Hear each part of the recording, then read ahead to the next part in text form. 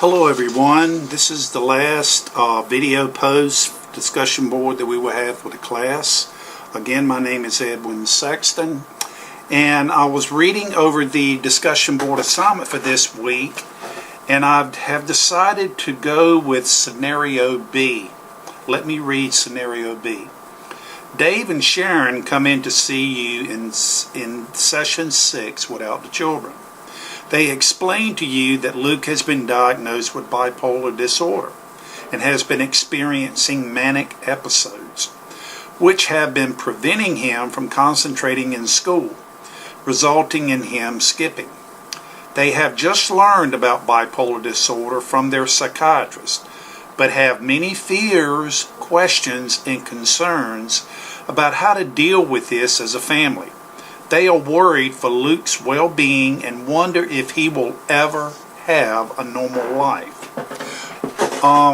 The first question talks about we need to apply at least 2 ideas from this unit, CBT and psychoeducation, to describe the work you will plan on doing with the Brown family based on these presenting concerns. Well, as a therapist, when the family comes in and the psychiatrist has made the diagnosis for Luke being bipolar, they're going to have a lot of questions, as scenario B states. Well, as a counselor, using CBT and psychoeducation are really 2 good therapeutic procedures to use. Well, let's look at the definition of the first one, okay? In regards to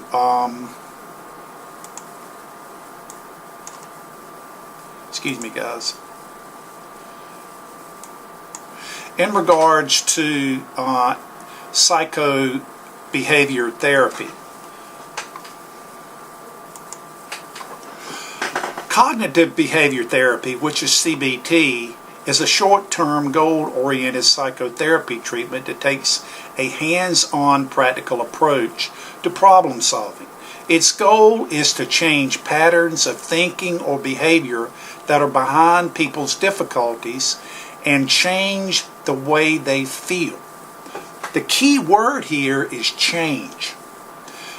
It is used to help a wide range of issues in a person's life, from sleeping difficulties or relationship problems to drug and alcohol abuse or anxiety and depression, which in this case we're looking at bipolar disorder. CBT works by changing people's attitudes and their behavior by focusing on the thoughts, images, and beliefs and attitudes that are held, and how these processes relate to the way a person behaves as the way of dealing with emotional problems. Well, the one thing they've already got in this from the psychiatrist is they do have a diagnosis, and evidently the psychiatrist did not answer all the questions that the family needed to know about it.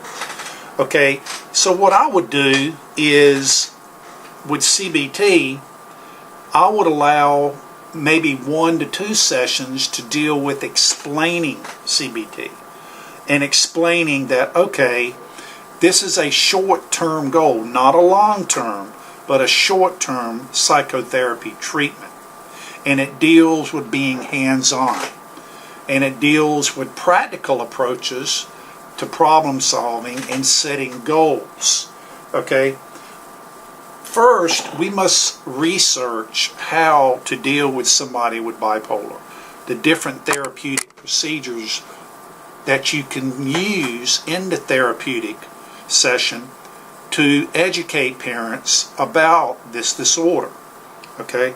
A lot of people have it mixed up with schizophrenia, or they have it mixed up with other psychological disorders. They think, oh my God, it can't be treated. My child or myself is damaged for life. That's not true. There are so many intervention theories and so many intervention strategies out there that as a counselor, we can explain and go through some after researching it to indicate, okay, let's try this, or we can try this, we can try that, okay? So in regards to CBT, that's what I would do. Now let's look at the other one. The other one being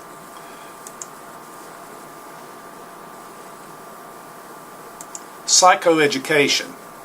Now, what I'm going to do here is I'm going to define psychoeducation. Alright, what is psychoeducation? Psychoeducation, from many clinicians, would agree that patients with any chronic disorder, such as epilepsy, a heart disease, or even bipolar, to understand that they can be given certain treatments. Okay? Although the principal goal of psychoeducation for bipolar is to provide accurate and reliable information, additional objectives include teaching patients self-management skills and making them more able to make informed decisions about their own management within the context of a collaborative working relationship with the clinician or clinical team, being us, as well as other clinicians or therapists and the family. Where purpose, psychoeducation interventions can also be personalized, for example, by taking account of an individual's unique pattern of illness, the risk factors for relapse, and their current social circumstances.